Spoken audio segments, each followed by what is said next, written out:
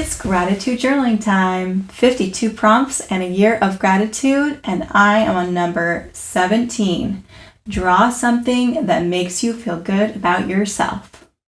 And the thing I decided to draw is journaling. You know how you feel when a friend is really listening to you and you just feel really heard and cared about? That's kind of how I feel when I write in my journal, except I'm the one that's listening. I guess I just feel like my life is valuable enough to write it down when I actually do write it down. It makes me feel validated. I usually don't write in a traditional journal. I used to all the time. But I realized over the years that I can write much faster on a computer. So I usually open up a Word document or something like that, and I'll just write in there, and it helps me write a lot faster, and I can express myself a lot more. So that's how I like to journal. I considered drawing myself doing it traditionally because I just thought it might be pretty or I don't know, more artsy to do it that way for whatever reason.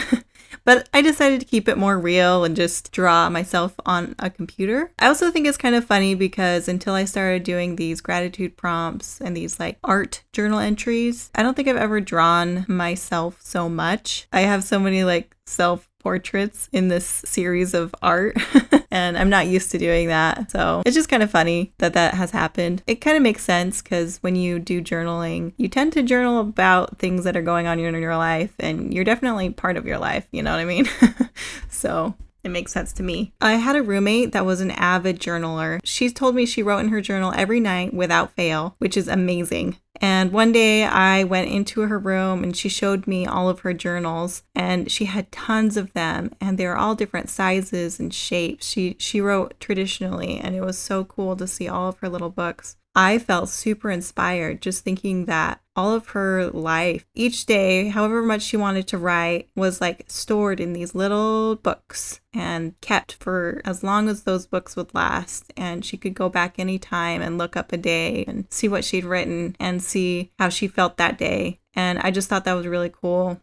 And I've never really been one of those people who is super good, always writes in my journal every night. Except for one year when I did it for my New Year's resolution. I did it all year long and I wrote in my journal almost every day except when I was sick or when something if I was on vacation and I couldn't or something like that. But most of the time I would write in my journal and it was very good because that's when I realized how I felt about journaling and that it made me feel good to journal and helped me to just think through my thoughts and feel good about myself because I was doing something where I felt kind of listened to in a way. And so that was really good for me. And I still try to journal here and there. And I don't write as regularly as I used to.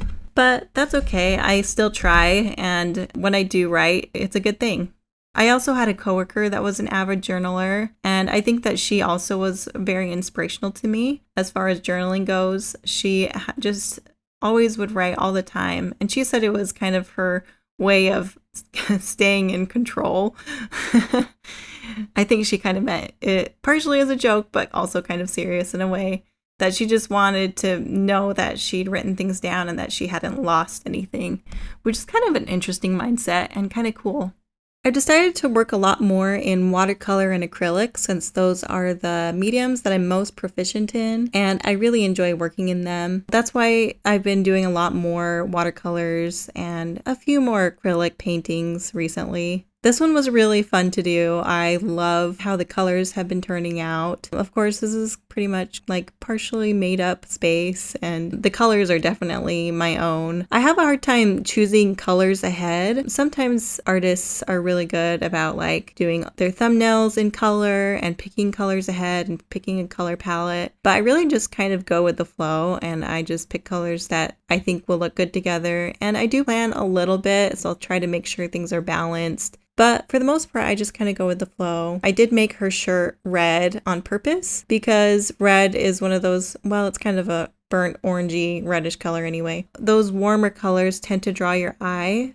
I also have been keeping an eye out on values, making sure that the light and the dark colors are enough different that the chair stands out against the background and so forth. I think it's interesting that the things that often make us feel good about ourselves take a lot of work, usually. Who would think that writing in your journal would make you feel better about yourself, but it actually does. The same with like eating healthy and running or doing some kind of an exercise or cleaning the house. There's just so many things that are work. They don't seem fun, but when you do them, then you feel better about yourself. And it's just so interesting that it works that way. I think we naturally seek for things that are just fun to do, leisurely kind of activities. And though leisurely activities are great and they can be very relaxing, sometimes they don't necessarily add to how we feel about ourselves. They're just kind of pleasant and fun to do. It's just interesting to me that it's that way. For example, I've been taught that seeking to help others actually can help you find yourself because there's more of you to find. It is kind of funny and counterintuitive that works, but anytime I help somebody else, I feel better about myself, oddly enough.